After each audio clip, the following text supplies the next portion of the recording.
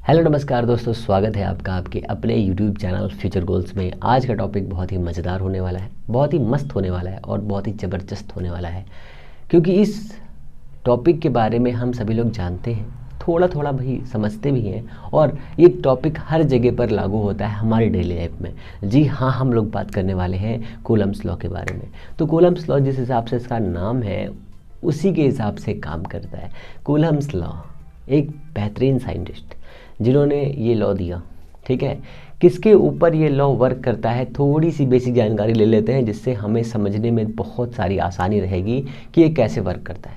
तो सबसे पहले आपको ये पता होना चाहिए कि कूलम्ब्स लॉ किन चीज़ों के लिए वैलिड होता है।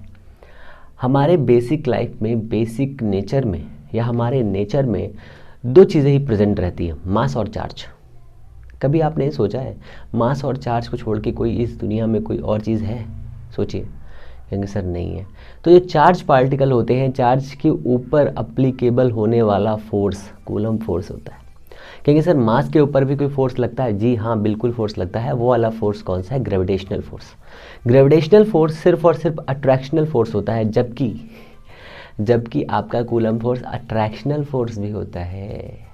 कहेंगे सर अट्रैक्शनल फोर्स, आप रोड पे जा रहे हैं तो और कहीं पर कोई खड़ा हुआ है,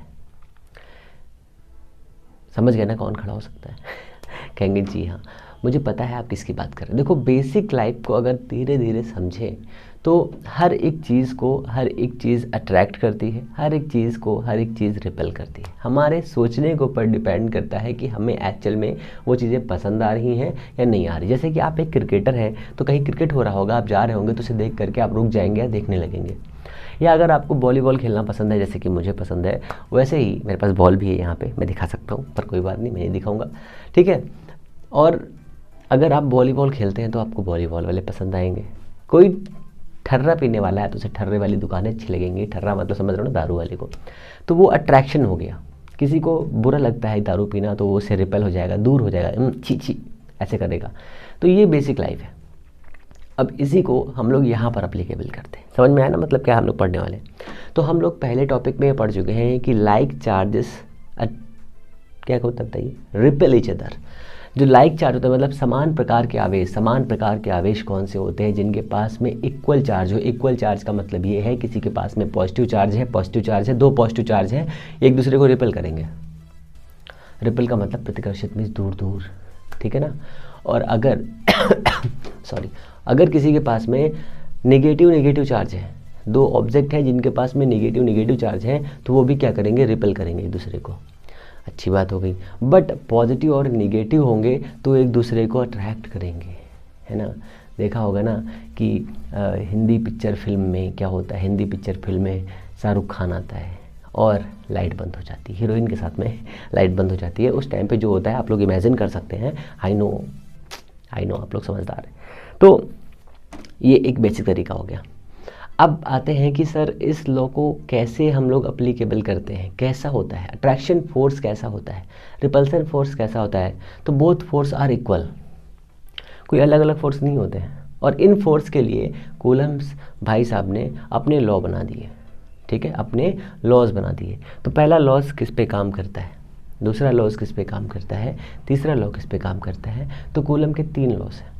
3 लॉज को मैंने 3 पार्ट में डिवाइड कर दिया है, मीन्स A, B, C। तो ए पार्ट क्या बोलता है कि अगर हमारे पास में लाइक चार्ज पार्टिकल्स हैं या लाइक चार्ज ऑब्जेक्ट्स हैं जिनके ऊपर लाइक चार्ज है, मीन्स प्लस प्लस है या माइनस माइनस है, तो जो उनके ऊपर फोर्स लगेगा वो फोर्स होगा रिपल्सिव फोर्स। कौन सा फोर्स होगा? रिपल्सिव फोर्स होगा, ठीक है। और वो फोर्स उन दोनों चार्जों के मल्टीप्लिकेशन के डायरेक्टली प्रोपोर्शनल होगा। क्लियर है इतना? कौन सा फोर्स? रिपल्सिव। कब? जब दोनों लाइक चार्ज होंगे। लाइक चार्ज मतलब समान होंगे। अब इसी फोर्स को ऐसे समझिए, अगर एक पॉजिटिव चार्ज है, एक नेगेटिव चार्ज है, तो उनके ऊपर जो फोर्स काम करेगा वो अट्रैक्शन फोर्स होगा, अट्रैक्टिव फोर्स होगा। और वो भी फोर्स जो होगा उन दोनों चार्ज के मल्टीप्लिकेशन के डायरेक्टली प्रोपोर्शनेट होगा। क्लियर है? अभी मैं लिख के समझाऊंगा आपको। फिर ये जो फोर्स है, अट्रैक्शन और रिपल्सिव, दोनों फोर्स चार्ज के बीच की डिस्टेंस पर टोटली डिपेंड करते हैं, चार्ज की बीच की डिस्टेंस पर टोटली डिपेंड करते हैं। और साथ में ये भी याद रखिए सेंट्रल फोर्सेस होते हैं, ठीक है ना, सेंट्रल फोर्सेस होते हैं और ये पॉइंट ऑब्जेक्ट के लिए एप्लीकेबल होते हैं। साथ में ये भी याद रखिए कि जो डिस्टेंस होती है वो किस फॉर्म में होती है, स्क्वायर फॉर्म में होती है, ठीक है, इन्वर्स स्क्वायर, ऐसे याद रखिए, इन्वर्स स्क्वायर, ठीक है, जैसे हिंदी में व्यतिक्रमानुपाती कहते हैं, इन्वर्स स्क्वायर के डायरेक्टली प्रोपोर्शनेट होता है। अब आता है सर एक और भी चीज़ आती है, पहले मैं ये दो चीज़ समझाता हूँ फिर तीसरे के बारे में बताता हूँ। तो पहले हमारे पास सपोज करिए, मैं दोनों चीज़ें बनाता हूँ जिससे आपको समझ में आसानी रहे। हमारे पास एक प्लस चार्ज है Q, ठीक है, और एक दूसरा प्लस चार्ज है स्मॉल q, ठीक है, दोनों प्लस प्लस चार्ज है।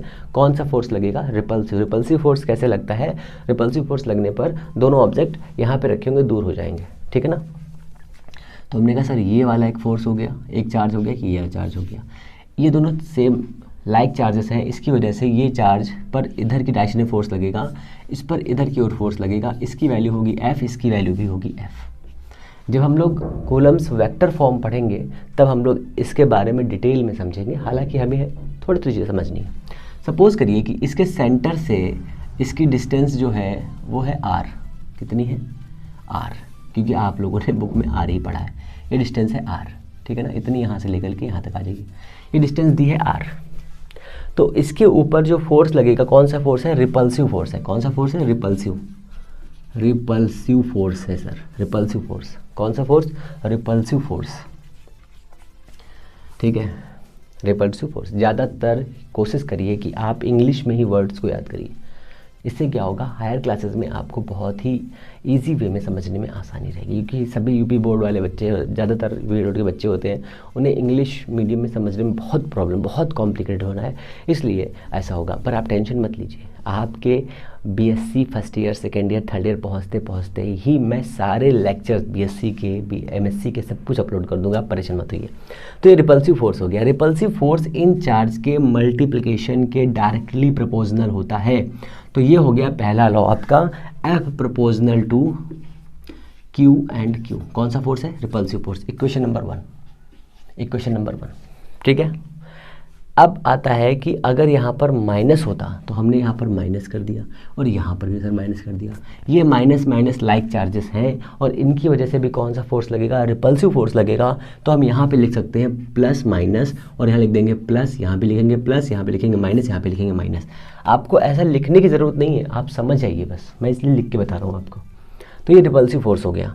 रिपल्सिव फोर्स इन चार्ज की क्वांटिटी के मल्टीप्लिकेशन के डायरेक्टली प्रोपोर्शनल होता है, ये रिपल्सिव फोर्स हो गया। अब कहेंगे सर अट्रैक्शनल फोर्स कैसे होता है, अट्रैक्शनल बड़ी याद आ रही है ना, अट्रैक्शन की बड़ी याद आ रही है, तो ठीक है ओके। अगर हमारे पास में एक प्लस चार्ज हो और एक माइनस चार्ज हो, ठीक है, इन दोनों के बीच की डिस्टेंस कितनी हो, मैंने डिस्टेंस कम कर दी, सॉरी, चलो ठीक है, इतना रहने दो, ये r डिस्टेंस पे है। तो इनके ऊपर जो फोर्स काम करेगा वो कैसा फोर्स होगा, यहाँ पे प्लस है, यहाँ पे माइनस है, तो प्लस वाला माइनस को खींचेगा, तो यहाँ पर ये फोर्स की डायरेक्शन ऐसे लगाएंगे हम लोग, ठीक है ना, इधर ये ऐसे रहेगा माइनस। तो ये हमारा कौन सा फोर्स है, ये हमारा अट्रैक्शन फोर्स है, अट्रैक्टिव फोर्स है। और अट्रैक्टिव फोर्स भी ऐसे ही डिपेंड करता है, डिनोशन ऐसे ही रहता है, बस यहाँ पर क्या हो जाता है, अट्रैक्टिव फोर्स हो जाता है, बस और कुछ नहीं होता, ठीक है। दोनों के मल्टीप्लिकेशन का इतना होता है। दूसरे लॉ पे आते हैं, अगर ऐसा फोर्स काम कर रहा है तो इनकी डिस्टेंस की जो होगी उसकी डिस्टेंस के इनवर्स के स्क्वायर फॉर्म के इक्वल होगा, मीन्स 1/r² होगा, ठीक है। अब r स्क्वायर का मतलब भी समझ लीजिए, जितनी दूर जाएंगे उतना ही फोर्स कम होता जाएगा, जितने पास आएंगे उतना ही फोर्स क्या होता जाएगा, बढ़ता जाएगा, ठीक है ना। ये आपके दो लॉज हो गए। अब एक चीज़ और है सर, कि जो हम बात कर रहे हैं ये फोर्स जो है, जैसे हमने चार्ज को रख दिया, चार्ज को हमने रखा कहाँ है, हमने एयर में रखा है, चार्ज को हमने एयर में रखा है। अगर इस चार्ज को हम किसी और मीडियम में रख दें, सर मीडियम क्या होता है, सर मीडियम क्या होता है, तो हमारे आसपास जहाँ हम जीव जंतु रहते हैं, हम लोग जीव जंतु नहीं, हम लोग ह्यूमंस हैं, जहाँ पर ह्यूमंस रहते हैं वहाँ पर एयर होता है, वहाँ पर एयर होता है। तो एयर के लिए ये फोर्स की वैल्यू 1 होती है, ओके। बट वाटर के लिए अगर हम यही चार्ज वाटर के अंदर रख दें, तो फोर्स में क्या होगा, फोर्स में कमी आएगी, बढ़ी आएगी, क्या होगा, ये होगा, वो होगा, जो भी होगा ये सोचना होगा, ठीक है। वाटर को छोड़ दें हमने इन चार्ज को कहीं और रख दिया, किसी दूसरे मीडियम में रख दिया। मीडियम का मतलब समझ लीजिए बहुत ध्यान से, क्योंकि ये बहुत ज़रूरी है। एयर एक हमारा मीडियम है, ग्लास एक हमारा मीडियम है, वाटर एक हमारा मीडियम है, वाटर एक हमारा मीडियम है और ग्लास हमारा एक मीडियम है। डिफरेंट डिफरेंट टाइप की गैसेस हमारा एक मीडियम है, ठीक है ना। एयर में क्या होता है, O2 होता है, ठीक है, वो हमारा एक मीडियम हो गया। वैसे ही डिफरेंट डिफरेंट टाइप के चीज़ें हमारा एक मीडियम हो सकती हैं। आप बेसिक मीडियम याद रखिए, एयर, हवा, पानी और जल पानी तो जल ही होता है ना, और ग्लास मीन्स कांच का एक बॉक्स उसके अंदर, और गैसेस, ये आप मीडियम याद रखिए। अगर हमने इस एक्सपेरिमेंट में कुछ और मीडियम ले लिया, मीन्स यहाँ पर अगर हमने एयर लिया है या वैक्यूम लिया हुआ है तो यहाँ पर जो फोर्स काम करेगा इतना काम करेगा। बट अगर हमने यहाँ पर कोई दूसरा मटेरियल सेट कर दिया है जिसके पास में कोई एक वैल्यू है, जिसकी एक वैल्यू है, वैल्यू मतलब मीडियम के पास भी वैल्यू होती है। मीडियम कैसे होते हैं, मीडियम या तो हमारा साथ देंगे या हमारा साथ नहीं देंगे, या इलेक्ट्रिक होंगे या डाई इलेक्ट्रिक होंगे। तो अगर हमारे पास जो मटेरियल दिया है वो डाई इलेक्ट्रिक है, डाई इलेक्ट्रिक मतलब इलेक्ट्रिक को सप्लाई नहीं करने वाला है, काटने पीटने वाला है, तो वो वहाँ पर क्या आएगा। तो हमने कहा कि सर यहाँ पे हमने एक मीडियम ले लिया, मीडियम, तो मीडियम की डाई इलेक्ट्रिक कॉन्स्टेंट होता है F प्रोपोर्शनल टू 1/k। इसको याद रखिए, इसे कहते हैं dielectric constant, dielectric constant, ठीक है। ये किस पे डिपेंड करता है, तो K is equal to epsilon upon epsilon naught. तो एप्सिलॉन क्या है, एप्सिलॉन है रिलेटिव परमिटिविटी,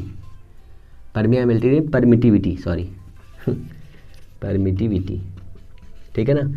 एप्सिलॉन आर क्या है, परमिटिविटी। इसे हम हिंदी में शायद विद्युतशीलता कहते हैं, ठीक है, विद्युतशीलता कहते हैं, निरपेक्ष वैद्युतशीलता। ये क्या है, डाइलेक्ट्रिक कांस्टेंट इसे कहते हैं हिंदी में, कुछ कहते हैं हिंदी में, आई थिंक, मुझे याद नहीं आ रहा, ठीक है। ये क्या है, ये हमारी एयर में, ये कहाँ पर है, ये हमारी मीडियम लिख लीजिए, यहाँ पर लिखिए मीडियम, M मीडियम की, और ये हमारा हो जाएगा, यहाँ पे रिलेटिव ना लिखिए, रिलेटिव परमिटिव एप्सिलॉन आर को लिख लीजिए। इसके बाद देखिए epsilon R is equal to K is equal to this, ये हमारा पर है, यहाँ पर क्या है, मीडियम की मीडियम परमिटिविटी, और ये क्या है, air permittivity of medium, E M है, ये एयर है, ये इतना दिया है, ये रिलेटिव है, ये वाली E R is equal to relative permittivity, और ई एम क्या है, मीडियम की परमिटिविटी। सर परमिटिविटी क्या होती है, क्वेश्चन बढ़िया सा क्वेश्चन। तो कुछ हमारे पास ऐसे मटेरियल होते हैं, कुछ हमारे पास ऐसे मीडियम होते हैं, है ना, मीडियम की बात हो रही ना।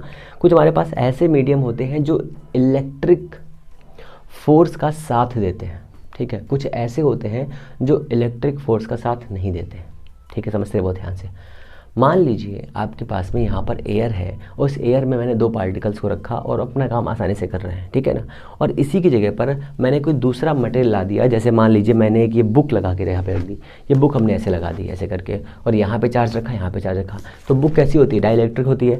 तो ये इसको सपोर्ट नहीं करेगी, इलेक्ट्रिक फोर्स को सपोर्ट नहीं करेगी, इसे डिपोर्ट करेगी, ठीक है ना, मीन्स इसे ख़त्म करने की कोशिश करेगी। इसे ही हम कहते हैं परमिटिविटी, ठीक है। परमिटिविटी के लिए जब हम लोग कैपेसिटेंस चैप्टर पढ़ेंगे तो उसमें हम लोग डीपली इस पे वर्क करेंगे, और समझेंगे भी एक्चुअल में परमिटिविटी कैसे काम करती, ठीक है ना। तो रिलेटिव परमिटिविटी आप समझ लीजिए, रिलेटिव परमिटिविटी होती एक्चुअल में क्या है, तो एयर की रिस्पेक्ट में हम परमिटिविटी निकालते हैं, और परमिटिविटी किसी भी चार्ज पार्टिकल के चारों तरफ का एरिया होता है, चारों तरफ का। इसीलिए जब हम यहाँ पे कांस्टेंट फिक्स करेंगे ना, तो इस कांस्टेंट में आ जाएगा, देखिएगा अभी ये इतना हो गया हमारे पास में, ये हमारे पास इतना हो गया, एप्सिलॉन मीडियम दिया हुआ है, इसको यहाँ पे क्रॉस करेंगे इतना आ जाएगा। तो F इज इक्वल टू आ जाएगा हमारे पास, F इज इक्वल टू एक कांस्टेंट सेट करेंगे जिसे हम कहेंगे कूलम कांस्टेंट C, ठीक है। बुक्स में K दिया है, कुछ बुक्स में A दिया है, जिस हिसाब से आप चाहे उस हिसाब से आप लिख सकते हैं, कोई दिक्कत की बात नहीं, बस आपको बताना पड़ेगा कि आपने क्या लिखा है। Q1 Q2 सॉरी, यहाँ पर कैपिटल Q है, I am really sorry, Q upon, अब देखो यहाँ पर हमने K लिया है, K, और ये हो गया हमारा R², ठीक है। यहाँ पर जो C हमने लिया है coulomb constant, therefore C is equal to 1/4 4 pi epsilon naught. तो 4 पाई हमने क्यों लिया है, ये हमारा चार्ज दिया है, चार्ज पूरा गोल है। सपोज करिए ये हमारे पास, मैंने कहा था बालीवर मेरे पास है ना, ये समझिए एक चार्ज है, गोल चार्ज, ठीक है ना, स्फेरिकल। इसके चारों तरफ एयर है कि नहीं है, एयर। तो हमने सोचा कि जो इसके चारों तरफ का जो एरिया है वो 4 पाई है कि नहीं है, कहेंगे सर बिल्कुल है। और ये चार्ज चारों डायरेक्शंस में निकलना, सभी डायरेक्शंस में आउट हो रहा है, सभी डायरेक्शन में चार्ज का फोर्स आउट हो रहा है। अगर हम ये चार्ज पार्टिकल को यहाँ पे न रख के यहाँ पे रखते या यहाँ पे रखते तो क्या फोर्स नहीं लगाता, लगाता। तो सभी डायरेक्शंस में फोर्स निकल रहा है और उस फोर्स को कैंसिल करने के लिए मीडियम की परमिटिविटी काम कर रही है। मीडियम यहाँ पर दिया हुआ है और ये मीडियम की परमिटिविटी 4 पाई है, 4 pi epsilon naught, C proportional to 4। तो ये ऐसे आपको याद रखना है, ठीक है ना। तो ये बेसिक तरीका है आपको समझाने के लिए, C = 1/4 पाई एप्सिलॉन नॉट, ठीक है ना। अब इस वाली वैल्यू को जब यहाँ रखेंगे तो हमारे पास एक सुंदर सा फॉर्मूला आएगा, उस फॉर्मूले को हमें समझना है। यहाँ पर अगर हम एयर ले रहे हैं, अगर हम एयर ले रहे हैं तो K की वैल्यू हो जाएगी 1, और अगर वैक्यूम ले रहे हैं तो भी K की वैल्यू हो जाएगी 1। तो यहाँ पर एप्सिलॉन मीडियम और ये दोनों वैल्यू इक्वल हो जाएंगी, ठीक है ना। और सबसे इंपॉर्टेंट चीज़, एक और चीज़ लिख लीजिए, एप्सिलॉन नॉट की वैल्यू कितनी होती है, तो 8.85 10⁻12 और क्या होता है, कूलम स्क्वायर पर न्यूटन मीटर स्क्वायर, ये आपका C की वैल्यू होती है। इसको लिख लीजिए, स्क्रीनशॉट लीजिए, मैं आगे चलता हूँ फिर, ठीक है।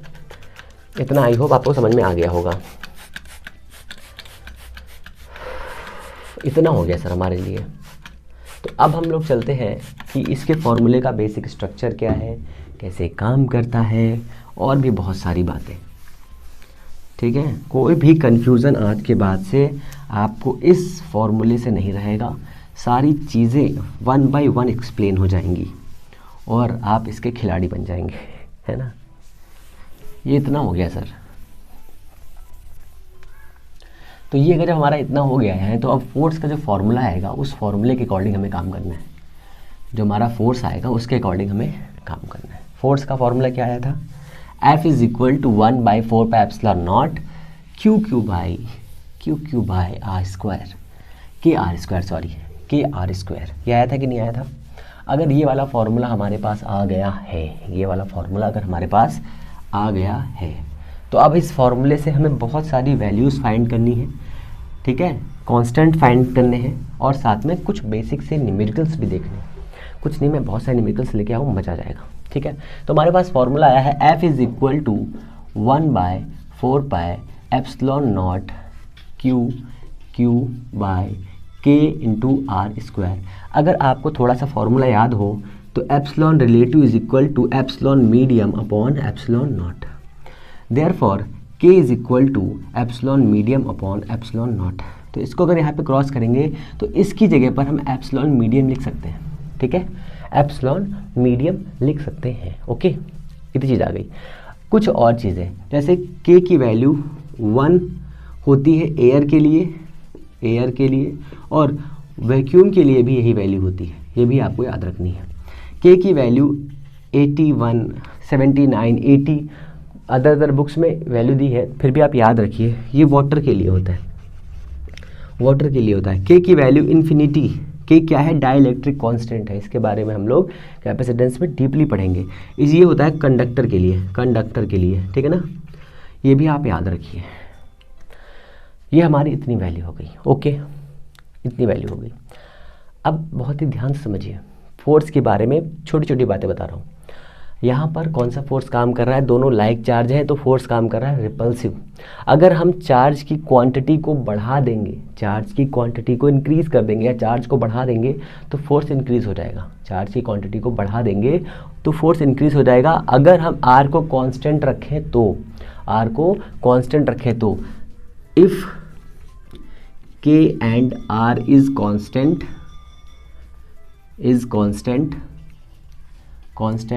then F proportional to Q1 Q2, ठीक है ना।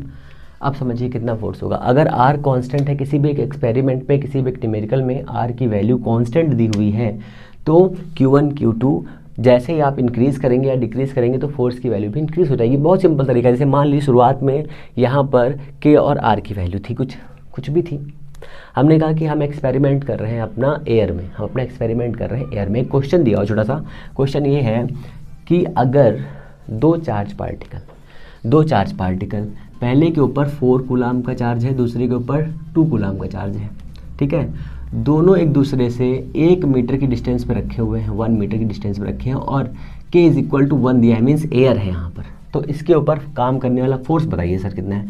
तो F1 कितना हो जाएगा, c कूलम कांस्टेंट हो गया इंटू 4 इंटू 2 कितना हो गया, 8 हो गया, ठीक है ना। Q1 Q2 करते हैं ना, Q1 Q2, Q1 कितना है 4, यहाँ पे रखा 4, Q2 कितना है 2, यहाँ पे रखा 2, कितना हो गया 8 हो गया, बाई K कितना है 1 और ये कितना है R स्क्वायर कितना है 1, इक्वेशन 1 आ गई। हमने क्या किया, इसको डबल कर दिया, मीन्स 8 कूलाम कर दिया और इसको भी डबल कर दिया, इसको 4 कूलाम कर दिया, ठीक है। सेकेंड कंडीशन में क्या कर दिया हमने, इसको 8 कूलाम कर दिया, इसको 4 कूलाम कर दिया, तो F2 कितना आएगा सर बताइए, C इंटू कितना हो जाएगा 8 इंटू 4/1, डिस्टेंस उतनी रखी हमने, तो देखिए इतना आ गया। अब पूछेंगे सर बताइए फोर्स कितना हो गया, तो देखिए फोर्स पहले 8 था कि नहीं था, अब कितना हो गया, अब कितना हो गया बताइए, अब फोर्स हो गया 32 मीन्स कितने टाइम इंक्रीज हो गया। अगर ये पूछेगा तो देखिए 4 अगर इसमें मल्टीप्लाई कर दें तो 4 टाइम इंक्रीज हो गया, तो यहाँ पर लिख सकते हैं F2 is equal to 4 into F1, ये तो होगा ना, F1 की वैल्यू कितनी 8 और 4 से मल्टीप्लाई करेंगे कितना हो जाएगा 32 हो जाएगा, नहीं हो जाएगा। तो ये एक बेसिक तरीका, ऐसा क्वेश्चन आ सकता है। एक और क्वेश्चन आ सकता है, अगर हम चार्ज को कांस्टेंट रखें, तो क्या होगा, अगर हम चार्ज को कांस्टेंट रखें तो क्या होगा, अरे यार हाँ, अगर हम चार्ज को कांस्टेंट रखें तो क्या होगा,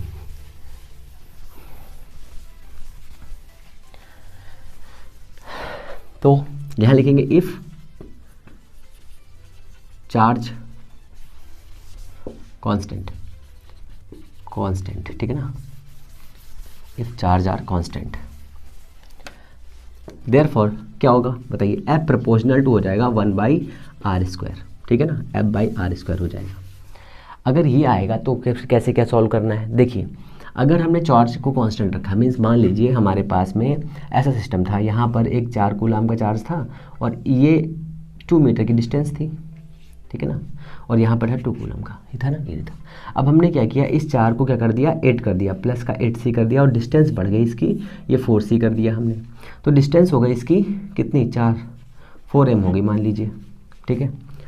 बढ़ वैसे भी जाएगी, देखिए ये भी प्लस है ये भी प्लस है, तो रिपेल करेंगे, रिपेल करने की वजह से दूर जाएगा, ये भी दूर जाएगा, दोनों दूर जाएंगे, इसकी वजह से क्या हो जाए ऐसा कुछ हो जाएगा। जब ऐसा कुछ हो जाएगा तो हमारी वैल्यू कितनी आएगी, सही देखिए पहली कंडीशन में कितना है हमारे पास, फॉर्मूला ये है, हमने भी अप्लाई किया, F is equal to C into Q कितना है 4 इंटू 2 हो जाएगा 8/r कितना है 2, तो हो जाएगा 4, इक्वेशन 1, ये कट कर दीजिए, यहाँ 2 आएगा कि नहीं आएगा, ये हो गया हमारा F1, F2 कितना आएगा C इंटू कितना हो गया 8 इंटू, मैंने बढ़ा दिया 4, सॉरी मुझे चार्ज उतना ही रखना था, ओहो सो सॉरी, यहाँ पर 4 करना है और यहाँ पर भी हमें करना है कितना 2, तो फोर्स काउंट करना है, कितना हो गया यहाँ पर 4 इंटू 2 8 हो गया, डिवाइडेड बाई कितना है 4 16 हो गया, ये कट करिए कितना 2 आया कि नहीं आया, तो C इंटू 0.5 आया हमारे पास न्यूटन, और ये भी आया न्यूटन 2 न्यूटन, तो F1 कितना आया, F1 आया 2 न्यूटन, इतना आया कि नहीं आया, और F2 कितना आया है इतना, तो F2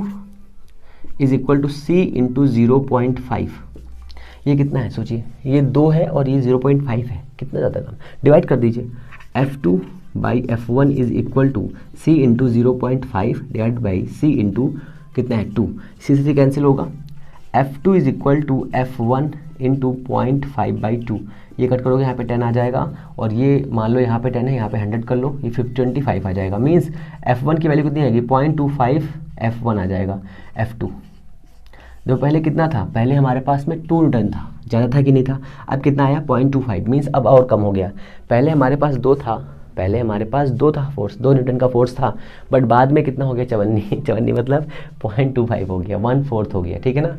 ऐसे करके बेसिक से क्वेश्चन आएंगे, आप फटाफट उन्हें लगा लेंगे, मुझे उम्मीद है आपके ऊपर। ये आपका हो गया बेसिक से क्वेश्चंस, ये आपके बेसिक से क्वेश्चंस हो गए, ठीक है। अब आपको क्या पढ़ना है, अब हमें देखना है कि कूलम्स लॉ इम्पोर्टेंट क्यों है, और कूलम्स लॉ का हम बेसिक लाइफ में कहाँ पे इम्पोर्टेंस देखते हैं, और ये कहाँ कहाँ पर अप्लीकेबल होता है। हालांकि मैं आपको इंट्रोडक्शन में बता चुका हूँ पहले ही, फिर भी देख लेते हैं एक बार फटाफट। सुन लीजिए, कहानी ही बतानी मुझे। तो कूलम्स लॉ सबसे पहले स्मॉल डिस्टेंसेस पर काम करता है, छोटी छोटी दूरियों पर भी काम करता है, ठीक है ना, और न्यूक्लियर फोर्सेस पे काम करता है, न्यूक्लियर फोर्सेस पे काम करता है। साथ में और कहाँ काम करता है, और भी कई जगह काम करता है, जैसे कि फ्रिक्शनल फोर्स पर काम करता है, विस्कस फोर्स पर काम करता है, विस्कस फोर्स पर काम करता है। और कहाँ पर काम करता है, सरफेस टेंशन भी आपने नाम सुना होगा फर्स्ट पेपर में, वहाँ पर भी ये कूलम्स फोर्स काम करता है। गैसेस में काम करता है, सॉलिड में काम करता है, और कहाँ पर काम करता है, लिक्विड में भी काम करता है, इलेक्ट्रोलाइट्स में भी कूलम फोर्स काम करता है, ठीक है। अगर इन शॉर्ट बोले तो बेसिक नेचर में ग्रेविटेशनल फोर्स को छोड़ के, ग्रेविटेशनल पार्टिकल्स को छोड़ के, या ग्रेविटेशनल फोर्स को छोड़ के हर जगह पर कूलम्स लॉ अप्लीकेबल है, कूलम्स लॉ अप्लीकेबल है, ये आप याद रखिए, ठीक है ना। तो ये आपका बेसिक तरीका हो गया, और ये आपके कूलम्स लॉ के थोड़े से लिमिटेशन बोल रहा हूँ, मतलब थोड़ी सी जानकारी हो गई। अब इसमें और क्या पढ़ना है हमको, अब हमें पढ़ना है कंपैरिजन बिटवीन, अच्छा अभी छोटी सी देख लेते हैं फटाफट। मेरे को आपने देख लिए, तो आपको और क्या देखना है, अरे यार अब आपको देखना है F is equal to 1/4πε0 QQ/r², ठीक है ना। यहाँ से आपको मुझे ये बताना है कि ε0 की वैल्यू कितनी है, मैं आपको पहले बता चुका हूँ, ठीक है। और साथ में आपको ये बताना है कि ε0 की यूनिट कितनी है, डायमेंशन कितनी है, ये बताना है, ठीक है ना। तो एक करके स्टार्ट करते हैं। इसको इधर लेके जाएंगे तो हो जाएगा ε0, 4π की कोई यूनिट होती नहीं तो उसको हम कट कर देंगे, इज इक्वल टू आएगा कितना, इसका होता है कूलम, चार्ज का यूनिट क्या होता है, कूलाम होता है, इसका चार्ज तो कूलम स्क्वायर हो जाएगा, और ये कितना है न्यूटन, और ये कितना है मीटर स्क्वायर। डिस्टेंस काय में से करते हैं, काय में करते हैं, मीटर में करते हैं। ये आपका हो गया ε0 का यूनिट। सर बनाना है हमको डायमेंशन के लिए कूलम किस में फाइंड करते हैं, 80 में फाइंड करते हैं, तो ये हो गया हमारा स्क्वायर, ठीक है ना, अपॉन न्यूटन किसमें m/L/t-2 फाइंड हो गया, और मीटर L2 हो गया। तो ε0 की जो डायमेंशन आएगी कितनी आएगी, m इनवर्स, m ऊपर जाएगा माइनस हो जाएगा, l यहाँ पर 2 दिया है, यहाँ पर 1 दिया है, यहाँ पे 2 दिया, 3 हो जाएगा, तो l-3 हो जाएगा, l-3 हो जाएगा। l-3 होने के साथ में t कितना दिया, -2, यहाँ पर आएगा 2, तो कितना हो जाएगा, t की पावर 4 हो जाएगा, t 4 हो जाएगा। a कितना है 2, तो यहाँ पर हो जाएगा a2। तो ये आपकी डायमेंशन हो गई ε0 की। हो गई कि नहीं हो गई, कहेंगे सर बिल्कुल हो गई है। सर डाई इलेक्ट्रिक कांस्टेंट की डायमेंशन कितनी होगी, तो डाई इलेक्ट्रिक कांस्टेंट की डायमेंशन होगी m0, l0, t0 and a0। कुछ नहीं होगी, किसी भी रेशियो की डायमेंशन नहीं होती, ठीक है ना। कुछ बेसिक रेशियोज हैं जिनकी डायमेंशन होती भी है, वो भी याद रखिएगा, बाद में वो लोग हम डिस्कस करेंगे। ये आपका इतना हो गया। ε0 की वैल्यू कितनी होती है, ε0 की वैल्यू होती है 8.85 10⁻12, ठीक है। एक चीज़ और हम लोग भूले हैं अभी, इस वाली वैल्यू को हम लोग कितना कंसिडर करेंगे, ठीक है ना। तो ये वैल्यू होती है 1/4πε0, इसको हमने लिखा था कूलम कांस्टेंट C, तो इसकी वैल्यू होती है 8.98 10⁻9।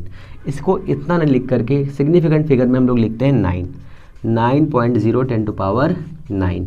अच्छा, इतना लिखने के बाद में इसकी यूनिट क्या लिखें, जो कूलम कांस्टेंट C आया है, कुछ बुक में K दिया है, कुछ बुक में A दिया है, उस कांस्टेंट को हम क्या लिखेंगे, तो आ जाएगा यहाँ पर F is equal to C into coulomb constant है ना, Q इंटू Q/r², इतना हो जाएगा। तो इसकी वैल्यू कितनी आ गई, इतनी आ गई। अब इसका यूनिट कितना होगा, तो इसका यूनिट हो जाएगा न्यूटन मीटर स्क्वायर। कैसे, इसका न्यूटन हुआ, इसका मीटर इधर जाएगा, मीटर स्क्वायर डिवाइडेड बाई इसका कितना है, कूलम स्क्वायर, ठीक है ना, इतना हो गया। डायमेंशन सर कितनी होगी, ये क्या इसकी है, ये इसकी सर यूनिट है, बहुत अच्छे, क्लियर हुआ। अब इसकी यूनिट क्या हो जाएगी, यूनिट हो गई डायमेंशन क्या हो जाएगी, मीन्स विमा। तो विमा देखिए न्यूटन की क्या होती है, m/L/t-2, और मीटर की तो हो जाएगी L2 डिवाइडेड बाई a/t का होल स्क्वायर। अगर इसको सॉल्व करेंगे तो कितना आएगा, l की पावर कितना बताइए, l की पावर 3, ठीक है, t की पावर -4 a की पावर -2, ये आपकी आ गई कूलम कांस्टेंट की डायमेंशन। ये क्वेश्चन आपसे घुमा घुमा के कैसे भी पूछ सकते हैं। एप्सिलॉन नॉट की जगह पर रिलेटिव पूछ लेंगे आपसे, रिलेटिव की बताइए कितनी हो जाएगी, तो रिलेटिव आपको पता है ये है, तो रिलेटिव की ये हो जाएगी, बट एप्सिलॉन नॉट की डायमेंशन इतनी रहेगी, एप्सिलॉन मीडियम की भी डायमेंशन इतनी ही रहेगी। दोनों चीज़ें आपको याद रखनी है। एक डायमेंशन का छोटा सा खेल तमाशा था जो भी आपने कर लिया। अच्छा, इस वाले फॉर्मूले में ये भी आपको याद रखना है कि जब हम कंपेरिजन करते हैं, कंपेरिजन बिटवीन, लिख लीजिए क्वेश्चन को बड़े छोटा सा, यहाँ लिखते हैं कंपेरिजन बिटवीन, ठीक है ना, बिटवीन, इसको लिखते हैं बिटवीन, ठीक है ना, शॉर्ट फॉर्म में, between F G means gravitational force and electrical force. Electrical force means Columbian force, ठीक है ना। कोलम्बियन फोर्स और ग्रेविटेशनल फोर्स दोनों ही सेंट्रल फोर्सेस हैं, दोनों ही सॉरी दोनों ही कंजर्वेटिव फोर्सेस हैं, ठीक है। कंजर्वेटिव फोर्स सर क्या होते हैं, तो कंजर्वेटिव फोर्स ऐसे फोर्स होते हैं जिनके द्वारा जो वर्क डन होता है उसे हम आराम से प्राप्त कर सकते हैं, या हम उसे रिवर्स कर करके वैल्यू को गेन कर सकते हैं, ठीक है। कंजर्वेटिव फोर्स होते हैं। ये भी याद रखिए, जिसमें से एफ जी जो हमारा इलेक्ट्रिकल फोर्स दिया है ये ही सिर्फ मीडियम पे डिपेंड करता है, मीडियम पर डिपेंड ऑन मीडियम। ये वाला फोर्स ग्रेविटेशनल फोर्स मीडियम पर डिपेंड नहीं करता है, ये भी आपको याद रखना है। सबसे इम्पॉर्टेंट यही है इसमें, सुपरपोजिशन दोनों फॉलो करते हैं, ठीक है। साथ में सबसे इम्पॉर्टेंट चीज़ ये है, यूनिवर्स में सब जगह पर ये भी काम करता है, यूनिवर्स में सब जगह पर काम ये भी करता है। छोटा सा कंपेरिजन है, जो काम की चीज़ें वही बता रहा हूँ, फालतू चीज़ें बताने का कोई मतलब नहीं है, ठीक है, फालतू चीज़ बताने का कोई मतलब नहीं है। तो ये आपका हो गया, थोड़ा सा कंपेरिजन हो गया। अब हम लोग आगे चलते हैं, इसमें जो आपके लिए और इम्पॉर्टेंट है उसको चलते हैं और देखते हैं भैया क्या इम्पॉर्टेंट है। ये हमारा इतना हो गया, ओके। अब आपके लिए कुछ और नहीं बचा है इसमें, कंपेरिजन हो गया, यूनिट हो गई, प्रिंसिपल आप सुपर दोनों फॉलो करते हैं, ये भी मैंने आपको बता दिया, ठीक है। अच्छा, सुपर पोजिशन क्या होती है पता है ना कि नहीं पता? कहीं सर नहीं पता है, वेरी गुड, यही उम्मीद थी तुम लोगों से। सुपर पोजिशन नहीं पता, बताओ क्या होती है। अगर कोई एक सिस्टम ऑफ बॉडी दिया है, उसके ऊपर कई फोर्स एक साथ वर्क कर रहे हैं, तो उन सभी फोर्सेस का सम जो होता है सुपर पोजिशन ऑफ फोर्सेस होता है। फॉर एग्जांपल, अगर एक बॉडी पर F1, F2, F3, F4, F5, F6 काम कर रहे हैं, तो सभी का सम कर दीजिए, F1 + F2 + F3 + F4 + F5 + F6, ऐसे करके आप सभी का सम कर दीजिए। बस जो भी आएगा वो आपका सुपर पोजिशन होगा, वो क्या होगा, आपका सुपर पोजिशन वाला फोर्स होगा। बस सिंपल, बताइए क्या दिक्कत है? कोई दिक्कत है? नहीं दिक्कत है। तो यही चीज़ याद रखनी है बस, और कुछ थोड़ी ना है। सुपर पोजिशन से क्वेश्चन बनेगा ही नहीं आपका, इतना हलों से थोड़ी ना बनता है, कक्षा एकदम में थोड़ी ना पढ़ रहे हैं आप लोग, को छोटे से कुछ बन जाए आपसे। तो ये हमारा इतना हो गया। अच्छा, एक बात बताइए, अगर दो चार्ज पार्टिकल हमारे पास हैं जो किसी भी एक ऑब्जेक्ट में रखे हुए हैं, किसी भी एक मेज के ऊपर रखे हुए हैं, ठीक है, और जो मेज का फ्रिक्शन कोफिशिएंट है वो दिया हुआ है, तो क्या आप उससे उसकी वैल्यू फाइंड कर सकते हैं? कहने से बिल्कुल कर सकते हैं, इसमें कौन सी बड़ी बात है, सिंपल सा तो है, इसमें क्या दिक्कत है? अच्छा भाई, ओके, चलो दो फोर्सेस का काम दिखाते थोड़ा सा। तो हमारे पास सपोज करिए एक फोर्स दिया हुआ है, एक चार्ज यहाँ पे रखा हुआ है, क्यू चार्ज इसके ऊपर है, ठीक है ना, एक क्यू चार्ज रखा हुआ है, और एक दूसरा चार्ज यहाँ पे रखा हुआ है, इसके ऊपर भी क्यू चार्ज है। दोनों एक दूसरे से r डिस्टेंस पे रखे हुए हैं, ठीक है, r डिस्टेंस पे रखे हुए हैं। अब इनके ऊपर एक ऐसा फोर्स बताइए जहाँ पर नेट वैल्यू ज़ीरो, कहाँ पर ज़ीरो होगी? हमने कहा सर यहाँ पर कोई चार्ज हम रखेंगे तो इसके पास में नेट वैल्यू कितनी होगी फोर्स की? ज़ीरो। कितने डिस्टेंस पे रखें ये चेक करना है। ऐसे क्वेश्चन एग्जाम में आते हैं। दो चार्ज दिए हुए हैं, उनके बीच में एक फोर्स काम कर रहा है F1 मान लीजिए। इनिशियल कंडीशन में दोनों प्लस चार्ज थे, तो इसके लिए यहाँ पर इधर फोर्स काम कर रहा था, इसके लिए इधर फोर्स काम कर रहा था, वो वैल्यू थी F1। तो F1 कितना हो जाएगा? F1 हो जाएगा कितना? C कूलम कांस्टेंट Q², दोनों प्लस Q दिए, अपॉन R²। इक्वेशन 1, इतना क्लियर है। जैसे ही हमने इसके ऊपर एक चार्ज पार्टिकल और रख दिया जहाँ पर नेट चार्ज ज़ीरो है, हमने कहा सर यहाँ पे हमने एक चार्ज रखा प्लस का क्यू, इसको चेंज कर दीजिए, प्लस का क्यू हमने रखा। और हमें ये बताइए कि नेट चार्ज कहाँ पर जीरो होगा, तो हमने कहा इन दो plus charge means like charges के बीच में, लाइक चार्जेस के बीच में हम चार्ज पार्टिकल अगर रखेंगे तो वहाँ पर नेट फोर्स जीरो मिलने के चांसेस हैं, 100% है। तो यहाँ पे रखा, तो इस वाले फोर्स की वजह से इस पर एक फोर्स लगेगा इधर, इसको हम लेंगे नाम F2, और इस वाले की वजह से इस पर एक फोर्स लगेगा जो इधर लगेगा, इसको ले जाएगा F3। तो F2 is equal to F3 होगा, क्यों? क्योंकि ये इक्वल फोर्सेस हैं। ये इतनी डिस्टेंस हमने मान ली है, यहाँ से यहाँ तक x डिस्टेंस है, और यहाँ से यहाँ तक कितनी हो जाएगी, इतनी डिस्टेंस x है, तो इतनी डिस्टेंस कितनी बचेगी, बचेगी कितनी, r माइनस एक्स, कितनी बचेगी, r minus x, r minus x, ये इतनी डिस्टेंस हो जाएगी। तो ये वाला जो फोर्स F2 काम करेगा वो इसकी वजह से है, F3 काम करेगा इसकी वजह से। तो हमने कहा था ठीक है कोई दिक्कत नहीं है, तो F2 इज इक्वल टू इसकी वजह से है F2 is equal to C Q into Q by कितना है यहाँ से यहाँ तक एक्स स्क्वायर, है कि नहीं है। इक्वेशन नंबर 2, अगर आपने इक्वेशन बनाना सीख लिया तो आधी चीज़ें वहीं खत्म हो गई। F3 कितना हो जाएगा, F3 is equal to C Q by R minus X का होल स्क्वायर। दिख रहा है, देख लेता हूँ, हाँ बहुत सुंदर दिख रहा है, कोई दिक्कत नहीं, इतना हो गया। इक्वेशन नंबर 3 हो गई। अब देखो ये दोनों वैल्यू जीरो दी है, तो यहाँ पर नेट फोर्स कितना आएगा, यहाँ पर प्लस क्यू, यहाँ पर नेट फोर्स आएगा जीरो। नेट फोर्स का मतलब क्या है, F is equal to F2 plus का F3। अब देखो F2 इस डायरेक्शन में है तो पॉजिटिव है, इधर जाएगा तो नेगेटिव, तो F2 माइनस का F3 इज इक्वल टू आएगा zero, therefore F2 is equal to F3, ठीक है ना। ये आपकी वैल्यू आ गई। अब इस वैल्यू को यहाँ पे रखिए, F2 और F3 को बराबर करिए। जैसे आप बराबर कर देंगे C कैंसिल, Q कैंसिल, ये भी कैंसिल, सारी वैल्यू कैंसिल हो रही है। देयरफॉर देखो बराबर करोगे ना तो लिख देता, नहीं तो परेशान हो जाओगे। Q by X square is equal to C Q by R minus X का होल स्क्वायर ये वैल्यू कट हो जाएगी, कितना बचेगा, R minus X is equal to, यहाँ बचेगा आर माइनस एक्स, 1 बाई बचेगा ना, नहीं तो मुँह भूल जाएगा क्या मतलब है, is equal to 1 by X square, ये बचेगा। अभी देखो 1 अपॉन में दिया है तो इसको ऐसे लिख सकते हैं, आर माइनस एक्स का whole square is equal to X square लिख सकते हैं। स्क्वायर दोनों ही कट हो जाएगा, पर बहुत ही ध्यान से कट करिए, तो एक्स इज इक्वल टू हो जाएगा plus minus R minus x.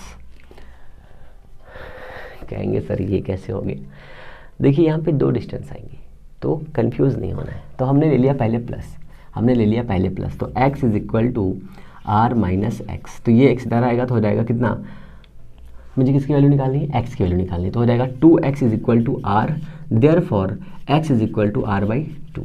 Means अगर हम अपना जो तीसरा वाला चार्ज q है इसको इस डिस्टेंस से हाफ डिस्टेंस पे रखें तो वहाँ पर नेट फोर्स ज़ीरो हो जाएगा, ठीक है ना, नेट फोर्स ज़ीरो हो जाएगा।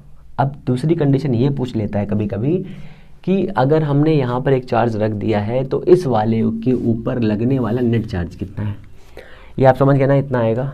अब ये बताइए कि अगर आपके पास एक सिस्टम ऑफ पार्टिकल दिया हुआ है, यहाँ पर एक क्यू रख दिया है हमने, यहाँ पे एक रखा हुआ है क्यू, इसकी डिस्टेंस है r/2 और यहाँ से इसकी डिस्टेंस है r, ठीक है ना।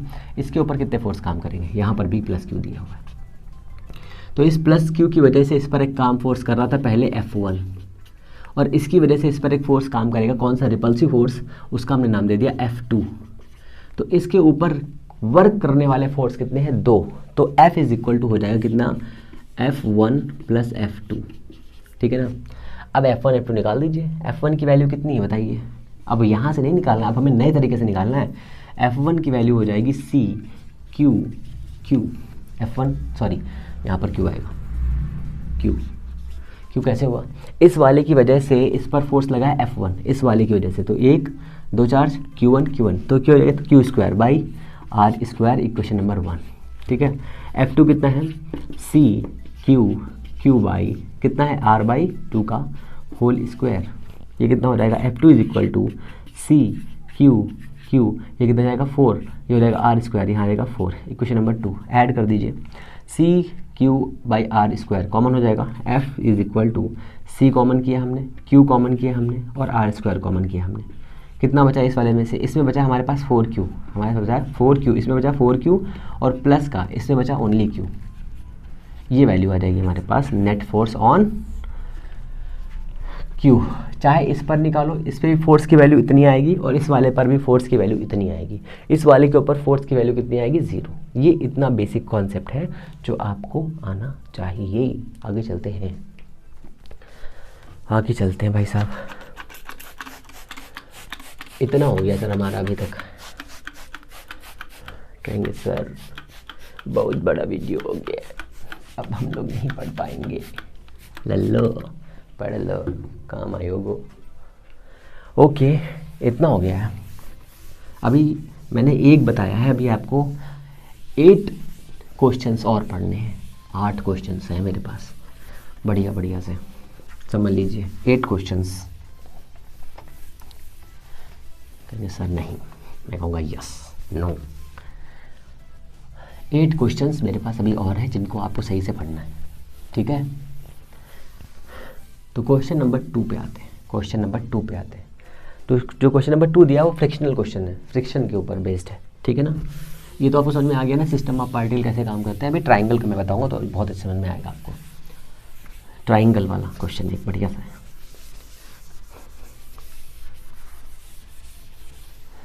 ओके, तो सपोज करिए कि आपके पास में एक चार्ज पार्टिकल यहाँ पर रखा हुआ है और ये एक सरफेस है।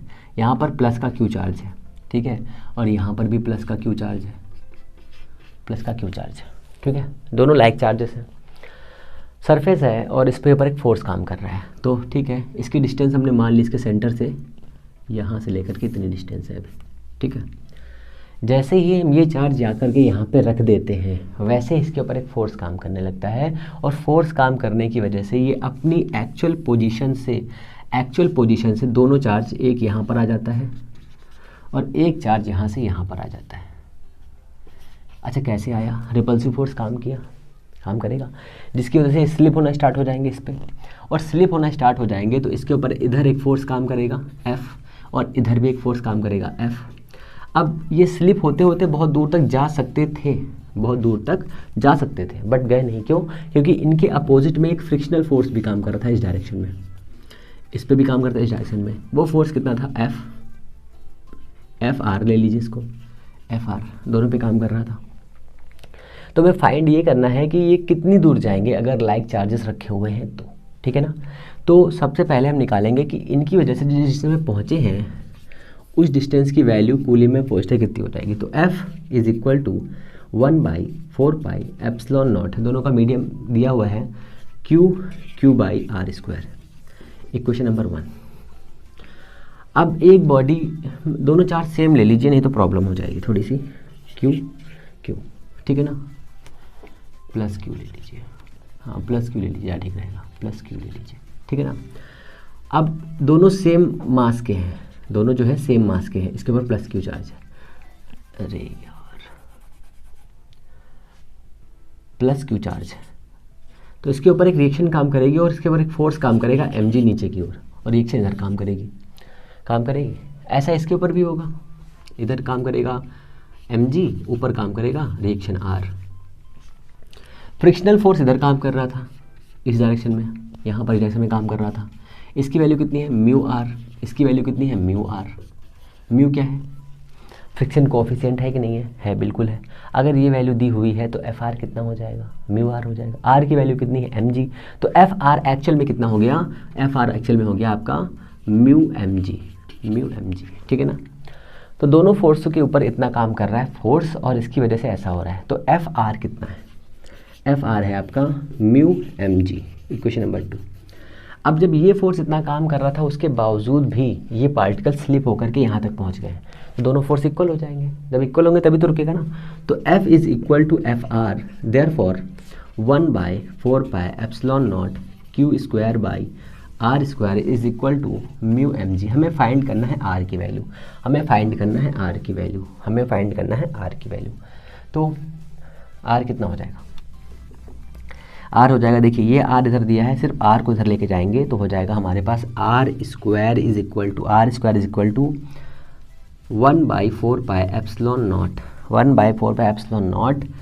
Q²/μmg। ये हमारे पास आ गई वैल्यू, ठीक है ना, QR की वैल्यू। तो आर कितना हो जाएगा, R is equal to plus minus, कुछ कॉमन होने वाला है बिल्कुल, यहाँ से क्यू कॉमन होगा, यहाँ से टू कॉमन होगा, तो क्यू बाई टू अगर सेम चार्जेस हैं तो कितना बचेगा, 1 by pi epsilon naught mu pi epsilon naught M G की पावर 1/2। अच्छा, आप थोड़ा सा दिमाग लगाइए कि अगर Q हमारे पास एक इलेक्ट्रॉन होता इलेक्ट्रॉन तो बहुत कम हो जाता, तो फोर्स जो रेडियस है R किस पे डिपेंड कर रहा है, अगर हम इस Q को कांस्टेंट कर दे तो R प्रोपोर्शनल टू 1/μ की पावर 1/2। ऐसा क्वेश्चन आपसे पूछा जा सकता है, ऐसा क्वेश्चन आपसे पूछा जा सकता है बच्चे मेरे लाल, ठीक है ना। ये इतना हो गया हमारे पास में। अब आप आगे समझिए इस क्वेश्चन को, इस क्वेश्चन के आगे वाला क्वेश्चन समझिए। हमारे पास एक सिस्टम ऑफ पार्टिकल दिया हुआ है ऐसे करके, ठीक है, ये यहाँ पर प्लस चार्ज रखा हुआ है Q, यहाँ पर भी प्लस चार्ज रखा हुआ है Q, यहाँ पर भी रखा हुआ है प्लस चार्ज Q। इस वाले पॉइंट से इक्वल डिस्टेंस पर ये वाला पॉइंट है, इस वाले से भी इक्वल डिस्टेंस है, इस वाले से भी इक्वल डिस्टेंस है, मीन्स ये भी A है, ये भी A है और ये भी A है, तो यहाँ पर नेट चार्ज हो जाएगा 0, ये याद रखिए, काम आएगा। फिर यहाँ पर एक सिस्टम ऑफ पार्टिकल दिया हुआ है, इस सिस्टम ऑफ पार्टिकल के साथ में ये सभी आपके लिए होमवर्क है, प्लस Q दिया है, यहाँ पर भी प्लस Q दिया है, यहाँ पर भी प्लस Q दिया हुआ है और यहाँ पर भी प्लस Q दिया है, और इससे इक्वल डिस्टेंस पर यहाँ पर एक पॉइंट है, ये भी A है, ये भी A है और ये वाला भी A है और ये वाला भी A है, तो यहाँ पर फोर्स कितना, 0, ठीक है। कैसे हो रहा है समझिए, इस वाले प्लस की वजह से यहाँ पर एक हमने चार्ज रख दिया Q, ठीक है, यहाँ पे हमने चार्ज रख दिया प्लस का Q, यहाँ पर रख दिया हमने प्लस का Q। इसकी वजह से यहाँ पर एक फोर्स इस डायरेक्शन में लगेगा, इसकी वजह से यहाँ पे फोर्स इस डायरेक्शन में लगेगा, दोनों कैंसिल। इसकी वजह से इस पर एक फोर्स लगेगा इस डायरेक्शन में और इसकी वजह से इस पर एक फोर्स लगेगा इस डायरेक्शन, दोनों कैंसिल हो गया, नेट फोर्स 0। सॉल्व करने की जरूरत ही नहीं, यहाँ पे आइए, क्योंकि यहाँ पे सर अलग अलग है। देखो ये वाला फोर्स इस वाले पे लगाएगा इस डायरेक्शन में, ये वाला लगाएगा इस डायरेक्शन में और ये लगाएगा इस डायरेक्शन में, तो 3 फोर्सेस वर्क ऑन दिस, ऐसे करके काम करेंगे, ऐसे करके। तो ये एंगल 120, ये एंगल भी 120 और ये एंगल भी 120, therefore net force is equal to 0। Lami's theorem use करेंगे, ठीक है ना। इतना हो गया। अब आ जाइए एक और छोटा सा क्वेश्चन, इसी को ऐसे कर लीजिए, ऐसे कर देंगे तो भी यहाँ पर नेट चार्ज 0 हो जाएगा, नेट फोर्स 0 हो जाएगा अगर यहाँ पे चार्ज रखा है, इस सिस्टम की बात कर रहा हूँ। इतना हो गया ये हो गया। एक और क्वेश्चन देख लीजिए छोटा सा, 2 क्वेश्चन और देखने हैं आपको। ये हो गया ऐसे करके, यहाँ पर में निकालना है फोर्स, ये यहाँ पर मिला है बेटा, ठीक है ना। ये Q दिया है, ये भी Q दिया हुआ है, ये भी Q है, सभी Q दिए हुए हैं, ठीक है। यहाँ पर नेट फोर्स और इलेक्ट्रिक फील्ड भी 0 होगी, आगे नेक्स्ट में हम लोग करेंगे तो समझा दूंगा मैं आपको। F इज इक्वल टू 0 हो जाएगा। यहाँ पे हेक्सागन के लिए आ जाइए, इसके लिए भी ये फोर्स 0 हो जाएगा। यहाँ पर सेंटर में ऐसे सारे क्वेश्चन दिए हुए हैं आपके क्वेश्चन सिलेबस में, तो आपको ये करने हैं। तो यहाँ पर इलेक्ट्रिक फील्ड भी 0 आएगी और फोर्स भी 0 आएगा। क्यों? क्योंकि दोनों वेक्टर क्वांटिटीज़ है। इक्वल चार्ज डिस्ट्रीब्यूट होगा तो ही ऐसा होगा, अगर इक्वल चार्ज डिस्ट्रीब्यूट नहीं होगा तो ऐसा नहीं होगा। इतनी चीज़ें आप फटाफट लिखिए, फिर आगे चलते हैं हम लोग। इतना क्लियर है? ये आपका हो गया अभी तक का इतना क्वेश्चंस। आगे चलते हैं। Okay,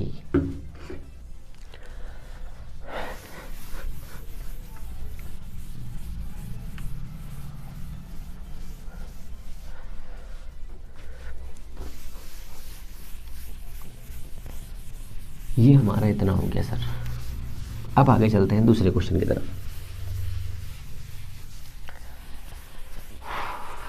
okay okay okay okay okay okay. आज जो बोर्ड बहुत मेहनत करवा रहा है, क्यों? साफ नहीं हो रहा है।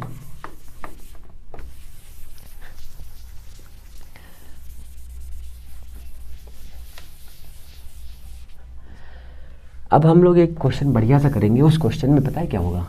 ऐसा ही क्वेश्चन होगा, बट उसको निकालने के लिए दिमाग लगाना पड़ेगा। उसके बाद एक और अच्छा सा क्वेश्चन करेंगे, उसमें भी दिमाग लगाना पड़ेगा। और वैसे भी दिमाग के बिना तो कोई क्वेश्चन होना नहीं, होता भी नहीं है और होना भी नहीं है। और ये क्वेश्चन तो बिल्कुल नहीं होने हैं, क्योंकि ये क्वेश्चन है। ये भी आप समझ लीजिए। अच्छा एक बात बताइए कि अगर एक चार्ज पार्टिकल दिया हुआ है ना, पॉजिटिव दिया हुआ है, तो कौन सा चार्ज आपको पसंद आता है ये बताइए, पॉजिटिव चार्ज या नेगेटिव चार्ज? मैं सबसे ये क्वेश्चन पूछता हूँ अपने बैच में, जब भी मैं पढ़ाता हूँ तो मैं पूछता हूँ कि आपको कौन सा चार्ज पसंद है, पॉजिटिव या नेगेटिव? तो बहुत सारे बच्चे कहते हैं सर ये कौन सा क्वेश्चन है, बहुत ही सुंदर क्वेश्चन है, बताइए कौन सा चार्ज पसंद है आपको? कहेंगे सर मैनू तो चार्ज पसंद ही नहीं है। तो कौन सा चार्ज पसंद है इसको आपको कमेंट बॉक्स में डालना है कि आपको कौन सा चार्ज पसंद है, अच्छा लगता है। वैसे मुझे तो नेगेटिव चार्ज अच्छा लगता है, बहुत अच्छा लगता है। कहेंगे सर क्यों, बताइए। तो मैं क्यों बताऊँ, मैं नेक्स्ट वीडियो में बताऊँगा मुझे नेगेटिव चार्ज क्यों पसंद है। अच्छा इसमें समझिए क्वेश्चन आपकी बुक्स में बहुत तरह से जाता है, उस क्वेश्चन के बारे में सोचते हैं। ये आपका एक दिया है स्क्वायर, ठीक है ना, ये स्क्वायर दिया हुआ है, इस स्क्वायर के सभी साइड्स पर प्लस क्यू चार्ज दिए हुए हैं और सेम दिए हुए हैं, ठीक है। तो प्लस लगाना ज़रूरी नहीं है मेरे हिसाब से, मैं प्लस हटा देता हूँ, ठीक है, मैंने प्लस हटा दिया। अब आप समझिए। तो सबसे पहला क्वेश्चन ये है कि इसके जो डायगोनल है उसका जो क्रॉस पॉइंट है, वो डायगोनल्स जो इनका क्रॉस पॉइंट है उस पर नेट फोर्स कितना है, नेट इलेक्ट्रिक फील्ड कितनी है। इलेक्ट्रिक फील्ड में यही सारे क्वेश्चन करने हैं हम लोग को, ठीक है ना, इसलिए मैं फोर्स में करा दे रहा हूँ। इलेक्ट्रिक फोर्स कितना है, 0, बट किसी एक साइड पर, किसी एक कॉर्नर पर नेट फोर्स कितना है ये हमें बताना है। तो इस वाले पर देखो, इसका जो वो है डिस्टेंस a है सभी की, और यहाँ से a आ जाएगा, ठीक है। तो इस वाले पॉइंट से अगर हम इसका डायगोनल निकालें तो ये डायगोनल कितना आएगा, a√2 आएगा कि नहीं आएगा, बताइए कैसे आ गया। इसका स्क्वायर प्लस इसका स्क्वायर बराबर इसका स्क्वायर, इसका स्क्वायर हुआ a स्क्वायर, इसका हुआ स्क्वायर a स्क्वायर हुआ 2a स्क्वायर, और 2a स्क्वायर से हमने ये वाली वैल्यू निकाली तो कितना आया, √2a, ठीक है ना, इतना आया। तो इस वाले प्लस चार्ज की वजह से इस वाले क्यू चार्ज पर फोर्स काम करेगा इस डायरेक्शन पर, इसका हमने नाम दे दिया F1। इधर से इस पर एक फोर्स काम करेगा जिसका नाम हमने दे दिया F2, ठीक है। 2 फोर्स हुए, अभी एक और फोर्स काम करेगा इस वाले चार्ज की वजह से। अगर हम इसको ऐसे लिख लें, इसको लिख लें F1, इसको लिख लें F2, इसको लिख लें F3, थोड़ा इजी हो जाएगा। हालांकि ये सभी चार्ज इक्वल है, तो इसकी वजह से इस पर एक फोर्स काम करेगा जिसकी डायरेक्शन होगी इस डायरेक्शन में, इधर, इसका नाम रखेंगे F3, ठीक है ना। तो हमारे पास 3 फोर्सेस हैं, तो हम पहले 2 फोर्सेस को लेंगे, F1 और F2 को ले लेंगे। तो सर F1 F2 हैं कितने, तो ये डिस्टेंस कितनी है, ये डिस्टेंस a है, और यहाँ पर q है, यहाँ पर भी q है। तो हमने निकाला से पहले F1, तो F1 हमारे पास दिया है c²/a²। F2 कितना है सर, F2 हमारे पास c²/a², F2 ये वाली वैल्यू है ना। और F3 कितना है, F3 हमारे पास है c²/, अब इतनी डिस्टेंस रखनी है, देखो इतनी डिस्टेंस पे 2 चार्ज थे, इतने पे थे, अब यहाँ पे इतना है, ठीक है ना, यहाँ से यहाँ तक चार्ज है इतने, ये याद रखिए ध्यान से। तो c ये इतना है a√2, तो ये हो जाएगा a² और ये हो जाएगा 2/2, इतना आ गया। ये हमारे पास इक्वेशन a, ये हमारे पास इक्वेशन b, ये हमारे पास इक्वेशन c। अगर हमारे पास 2 चार्ज पार्टिकल दिए हुए हैं, चार्ज पर बोल रहा हूँ, 2 फोर्सेस काम कर रहे हैं किसी डायरेक्शन में ऐसे, और एक ऐसे काम कर रहा है F1, और ये F2 ऐसे काम कर रहे हैं, तो इसके लिए जो रिजल्टेंट फोर्स होता है, आपने फॉर्मूला पढ़ा होगा, R² = P² Q² 2PQ cos theta, I think पढ़ा होगा आपने इस टाइप से। तो हमने ये वाला फॉर्मूला अप्लाई करना है, बट यहाँ पर एंगल देखिए कितना है दोनों के बीच में।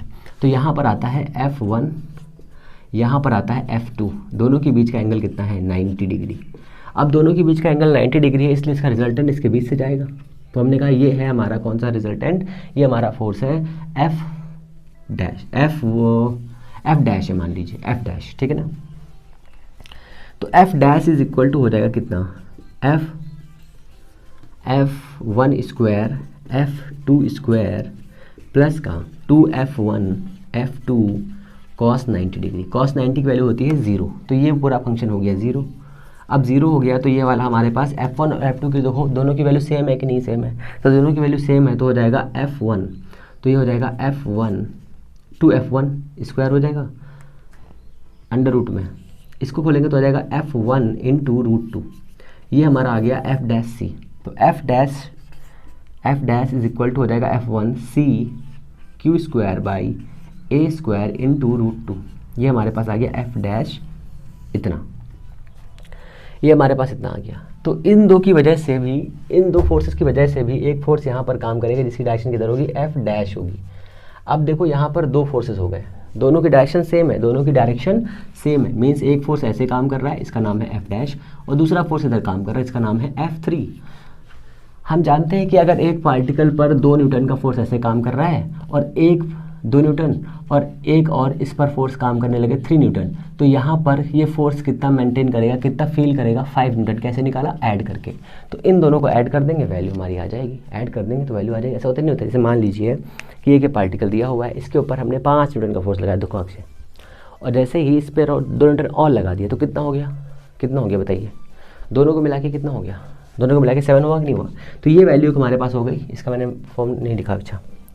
तो ये हमारा हो गया F dash 3, F dash is equal to कितना आया, C Q square by 2a square root 2a square, यही तो आएगा ना। ये हो गया हमारी क्वेश्चन नंबर डी। तो ये हमारा इतना हो गया सर, कहेंगे ठीक है ओके। अब आगे क्या, आगे ये है कि इसकी वैल्यू भी फाइंड कर लेते हैं, जो बची हुई वैल्यूज़ है, ठीक है ना, बची हुई वैल्यूज़ भी फाइंड कर लेते हैं। तो यहाँ से आ जाएगा F total is equal to F dash plus का F3।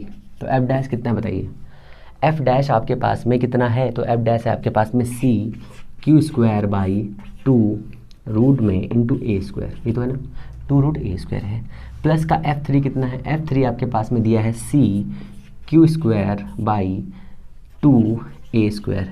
कुछ कॉमन दिख रहा है, C Q square by A square हमने कर लिया कॉमन, कितना बच रहा है देखो 1/2, यहाँ पे बच रहा है 1/2,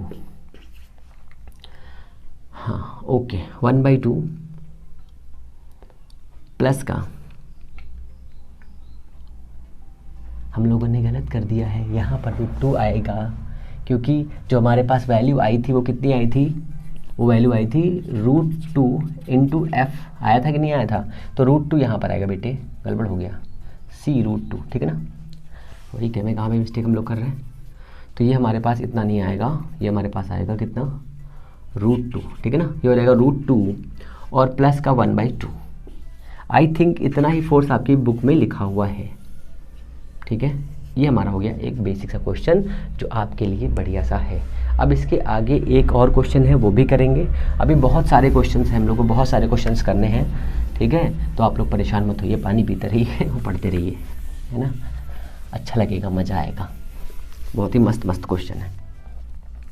तो ये हमारा इतना हो गया, ठीक है ना, स्क्रीनशॉट आपने ले लिया होगा आई थिंक, और साथ में ही नोट्स बनाते रहिए बढ़िया तरीके से, लिखते रहिए, नोट्स बनाते रहिए। अब आइए एक बढ़िया सा और क्वेश्चन ले लेते हैं। ट्राइंगल वाला क्वेश्चन मैं बता चुका हूँ, वो नहीं बताने वाला मैं। ट्राइंगल भी देख लें क्या, चलो ट्राइंगल भी देख लेते हैं। नहीं तो कहोगे सर ट्राइंगल बताया ही नहीं आपने। ये हमारे पास ऐसा दिया हुआ है और यहाँ पर भी दिया है, प्लस का क्यू चार्ज दिया हुआ है, यहाँ पे ये प्लस का क्यू चार्ज दिया हुआ है, और प्लस नहीं सब क्यू चार्ज दिया हुआ है, हटाओ क्यू चार्ज दिया हुआ है, ठीक है ना। और ये जो है इक्विलेटरल है, इक्विलेटरल मीन्स 60 एंगल दिया हुआ है। ये देखो 60 बोल रहा हूँ, लिख से 30 रहा हूँ, ठीक है ना। 60 ये भी दिया है, 60 ये भी दिया है। तो कुछ नहीं, किसी भी एक कॉर्नर के ऊपर फोर्स निकालना है।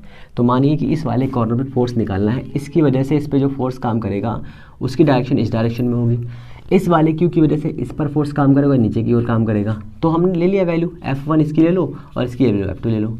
तो F1 के लिए कितनी वैल्यू हो जाएगी, तो F1 हमारे पास आएगा C कितना है, क्यू स्क्वायर बाई कितनी डिस्टेंस है, A है, तो ये हो गया हमारा A स्क्वायर, इक्वेशन हो गई 1। फिर इस वाले वैल्यू के ले लो, मान लो कि ये हमारा A है, ये हमारा B है, ये हमारा C है, दोनों के लिए वैल्यू ले लो। ये हमारा F1 हो गया, ये हमारा F2 हो गया। तो F2 कितना हो जाएगा, ये वाला F2 बना रहा है, B वाला इधर की तरफ, सॉरी F2 ये बना रहा है, दोनों वैल्यू वैसे भी सेम है, कोई दिक्कत की बात नहीं। Q square by A square, ठीक है ना। Question number 2, both force are same, तो यहाँ लिख लो F1 is equal to F2 हो गया, वैल्यू देखो सेम है, C Q square by A, C Q square by A square. अब अगर हम यहाँ पर दो फोर्सेस के बीच का एंगल फाइंड करो, तो ये एंगल हो जाएगा कितना, 60 डिग्री, ये एंगल हो जाएगा 60 डिग्री, ये एंगल हो जाएगा 60 डिग्री। तो अगर दो तरीके हैं, आप चाहो तो उस लॉ से लगा लो या फिर इनके कंपोनेंट्स निकाल लो। तो कंपोनेंट नहीं, हम लोग वही फॉर्मूला लगा देते हैं, F is equal to F1 square F2 square plus का 2F1 F2 cos 60 डिग्री। बताइए ये तो होता है ना, 2F1 F2 into cos theta, ये तो होता है।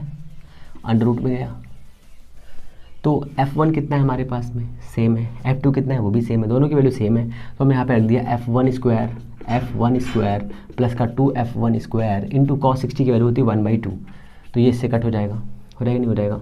तो हमारे पास कितनी वैल्यू है बताइए। अब हमारे पास आ गया 3F1 स्क्वायर अंडर रूट में। इसको सॉल्व किया तो कितना आएगा F1√3। F1 की वैल्यू कितनी है, CQ square by A square and √3। तो ये हमारे पास जो वैल्यू एक्चुअल वैल्यू आएगी वो हो जाएगी F is equal to 1/4 pi epsilon naught 3√3Q square by A square. इसकी जगह पर कभी कभी यहाँ पर Q अगर अलग अलग चार्जेस दिए होंगे तो वो रख करके भी निकाल सकते हैं, और नहीं दिए होंगे तो ऐसे निकाल सकते हैं। क्या फ़र्क पड़ता है, सिंपल तो तरीका है, कोई बहुत बड़ी चीज़ थोड़ी ना है। ओके आगे चले, चलो आगे चलते हैं। ये हमारे इतने क्वेश्चंस हो गए अभी तक। आप ये समझ लो कि यहाँ से एक क्वेश्चन आपको ज़रूर मिलेगा। अगर आपने सारे क्वेश्चन सही से देख लिए, सही से सारे क्वेश्चन कर लिए ना, तो समझ लो फिर आपसे बड़ा कोई हीरो नहीं है या हीरोइन नहीं है, ठीक है ना। तो ये हमारे इतने क्वेश्चंस हो गए। अब आगे चलते हैं। सपोज़ करिए कि आपके पास में एक स्ट्रिंग है, 2 स्ट्रिंग्स हैं, और 2 स्ट्रिंग से ऐसे ही 2 स्ट्रिंग दी हुई हैं, दोनों से कुछ चार्ज पार्टिकल ऐसे अटके हुए हैं, ठीक है ना। हमने क्या किया, इनको एक चार्ज दे दिया, लाइक चार्ज। जैसे हमने इसको लाइक चार्ज दिया तो हम देख रहे हैं कि एक दूसरे से दूर भाग गई। इसकी लेंथ है L, एक दूसरे से दूर भाग गई। कितनी दूर भाग गई, शुरुआत में ये इतनी दूरी पर थी, मतलब शुरुआत में ऐसे थी कि नहीं थी, और जैसे ही हमने इनको चार्ज दिया ये यहाँ से इतनी दूरी पे भाग गई। इसकी लेंथ भी L है, इसकी लेंथ भी L है, ये यहाँ पर आ गया और ये यहाँ पे आ गया, ठीक है ना। अब दोनों दूर आ गए, ओके। इसके ऊपर मास था m, तो इसके ऊपर भी मास m हो जाएगा। तो ये हमने इसको ऐसे मिला दिया सर, ये, और दोनों एक दूसरे से कोई एंगल बना रहे, कोई भी एंगल, मान लीजिए 2 थीटा बना रहे हैं। तो हमने कहा सर ये एंगल थीटा हो जाएगा, ये एंगल भी थीटा हो जाएगा। कैसे, हाफ हाफ हो जाएंगे। और इसका मास और इसके ऊपर एक टेंशन इधर काम कर रहा, शुरुआत में टेंशन ऊपर काम कर रहा था, mg नीचे काम कर रहा था कि नहीं था, mg नीचे t ऊपर, ये। अब यहाँ पर क्या है, यहाँ पर देखिए अगर थोड़ा ध्यान लगाएंगे, ये हमारा L है और T ऊपर काम कर रहा है, mg नीचे काम कर रहा है। तो ये हमारा हो जाएगा इतना, ये हमारा एंगल थीटा हो जाएगा और ये वाला भी एंगल थीटा हो जाएगा, क्योंकि ये एंगल थीटा दिया, दोनों पैरेलल लाइन्स है। ये हो जाएगा mg। तो यहाँ पर T काम कर रहा था, तो यहाँ पर इधर की ओर ये T है हमारा। अब इसको ऐसे समझो कि अगर ये T है हमारा T, तो ये एंगल दिया हुआ है, तो एक फोर्स इधर काम करेगा, हो जाएगा T साइन थीटा, और एक ऊपर काम करेगा, हो जाएगा T कॉस थीटा, ठीक है ना। जिस डायरेक्शन में थीटा होता है उसके साइड में कॉस थीटा आता है, जिसके अपोजिट मीन देखो यहाँ पे थीटा बेस पे है कि नहीं है, इधर बेस में नहीं तो साइन थीटा आ जाएगा, ये साइन थीटा हो गया। तो इस डायरेक्शन में काम करेगा T कॉस थीटा और इधर काम करेगा T साइन थीटा। ये सर हम इसको तोड़ फोड़ रहे हैं, इधर काम करेगा T साइन थीटा और इधर काम करेगा इसका कुछ नहीं काम करेगा, है ना। इतना क्लियर है, कहने सर वेरी क्लियर है। दोनों के ऊपर कौन सा चार्ज है, लाइक चार्ज है। लाइक चार्ज की वजह से एक दूसरे को रिपेल करेंगे इधर। अब इसका फिगर मैं यहाँ बनाता हूँ, फिर से समझिए एक बार, सारा काम फिगर का ही है इसका। ये यहाँ पर इसके पास प्लस Q चार्ज है, ऊपर की ओर T कॉस थीटा लग रहा है, नीचे की ओर mg काम कर रहा है, इधर की ओर एक फोर्स काम कर रहा है F, कौन सा, रिपल्सिव फोर्स, और इसके इस साइड में भी यही काम हो रहा है, इधर भी एक रिपल्सिव फोर्स F काम कर रहा है, ऊपर टेंशन काम कर रही है T, और इसका एक फैक्टर इधर T कॉस थीटा काम कर रहा है, और नीचे की ओर mg काम कर रहा है, इधर की ओर एक T साइन थीटा काम कर रहा है, और इधर की ओर भी T साइन थीटा काम कर रहा है। अब हमें यहाँ से फाइंड करना है इसकी वैल्यू, हमें इसकी वैल्यू फाइंड करनी है। तो सर अगर ये L है, इतना अगर L है, तो यहाँ पर मैंने ये सब गलत लिख दिया, इसकी तो आप समझ ही गए थे, यहाँ पर मैं ये नहीं लिखता हूँ, इसकी वैल्यू निकाली ना। देखो अगर ये एक ट्राइंगल दिया है, थीटा दिया हुआ है, तो यहाँ बना लेते, क्या दिक्कत है, लिख लो T साइन थीटा, ठीक है ना।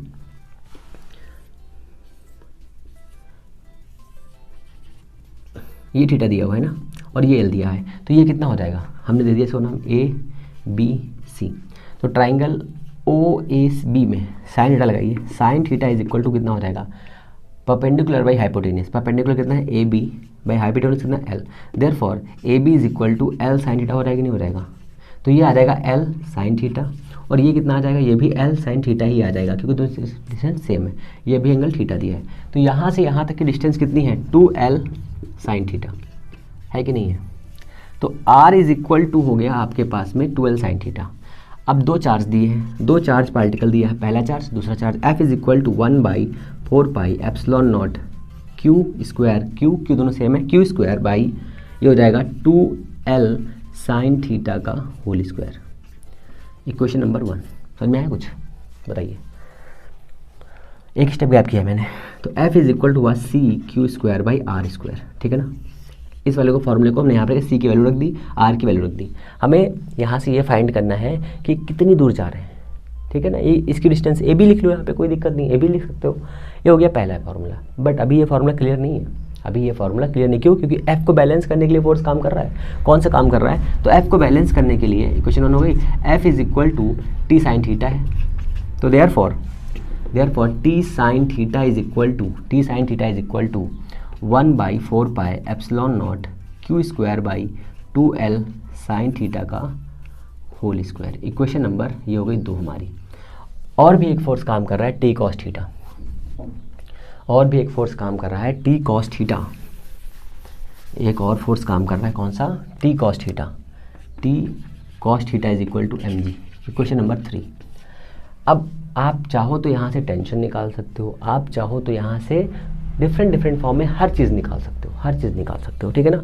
तो टी साइन थीटा इतना, टी साइन कॉस थीटा इतना, T sine theta is equal to आया आपके पास में 9×10⁹ Q square by 2l sine theta, 2l sine theta का होल स्क्वायर। Equation number 2। ये कौन सी दो थी, दोनों को डिवाइड करेंगे, आ जाएगा tan theta is equal to, इसको से डिवाइड किया तो आएगा कितना, tan theta is equal to 9×10⁹ into 9×9 Q square by M G, ये वाला हो गया एम जी, ये कितना हुआ 4l स्क्वायर, तो ये वाला 4 जो है यहाँ पे आ जाएगा, ठीक है ना, 4 यहाँ पे आ जाएगा, l square sine square theta. इस वाले फॉर्म को ऐसे लिख करके ऐसे भी लिख सकते हैं 1/16 पाई एप्सिलॉन नॉट, क्यों 1/4 पाई दिया था, 2 यहाँ से 4 हो जाएगा, एप्सिलॉन नॉट एम जी, तो m को यहाँ पे लिख करके हम यहाँ लिखेंगे g, ये कांस्टेंट हो गए, यहाँ पर हो गया m l square sine square theta, और यहाँ हो जाएगा q स्क्वायर। ये हो गया हमारा tan theta is equal to this. tan theta means जो एंगल दिया है वो भी फाइंड कर सकते हैं, अगर हमने ये एंगल टू थीटा माना था तो वो एंगल भी हम लोग फाइंड कर सकते हैं, ठीक है ना। छोटे छोटे क्वेश्चन हैं, फटाफट कर लीजिए जिससे ईजी वे में समझ में आ जाए। ओके आगे चले। ओके भैया इतना हो गया है, 1-2 क्वेश्चन और बचे हैं, वो भी कर लीजिए फटाफट। बहुत ही सिंपल क्वेश्चन और बचे हैं, जैसे ये पूरा चैप्टर खत्म हो जाए। मैं इस चैप्टर बोल रहा हूँ, पूरा फोर्स का जो फॉर्मूला दिया हुआ है, चार्ट दिया हुआ है, पूरा का पूरा एक बार में खत्म हो जाए, 2-3 क्लासेस ना लेनी पड़े। क्या कहते हो, सही रहेगा ना? अरे सर वेरी सही रहेगा, वेरी गुड। तो ये हमारे पास इतने बेसिक टाइप के अभी तक फॉर्मूले हैं जिनको आपको पढ़ना है, समझना है, और क्वेश्चन यहाँ से आते भी हैं। ऐसी कुछ बात नहीं कि क्वेश्चन नहीं आते यहाँ से धमाकेदार क्वेश्चन बनते हैं सर।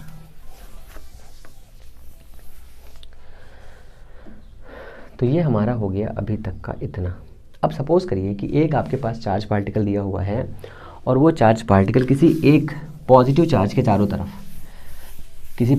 चारों तरफ लगातार घूम रहा है, तो उसकी वजह से कितना फोर्स लगेगा, पहले आप ये बताइए। दूसरा ये बताइए कि अगर एक चार्ज पार्टिकल दूसरे चार्ज पार्टिकल को घूम रहा होगा तो कितने फोर्स काम करेंगे? 2 फोर्स काम करेंगे। एक सेंट्रीपिटल फोर्स काम करेगा, एक प्लस चार्ज दिया हुआ है, ठीक है, ये प्लस चार्ज दिया हुआ है, इसके चारों तरफ एक चार्ज लगातार घूम रहा है, लगातार इसके चारों तरफ चार्ज घूम रहा है, इसका हमने नाम दे दिया Q।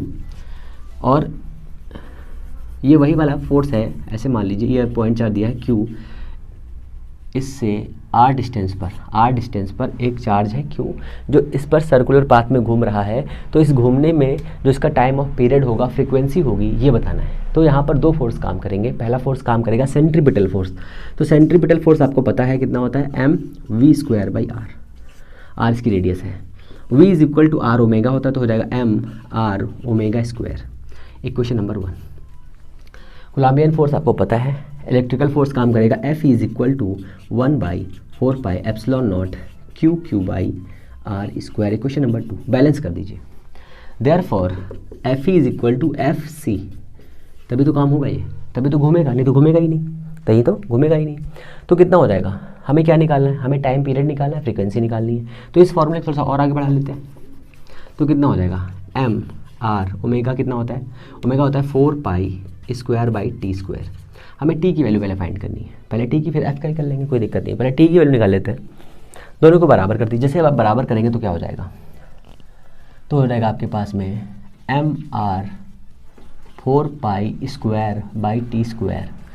4π² mr/t² is equal to कितना हो जाएगा, 1/4πε0 Q/r²। Therefore t is equal to, और t² इज इक्वल टू कितना हो जाएगा, t² इज इक्वल टू कितना आएगा, आप देखिए ये इधर जाएगा, ये इधर आएगा, तो 4 4 16 हो जाएगा। 16 π² है, π³ हो जाएगा। पहले तो इसको मैं साफ कर देता हूँ 1 मिनट को।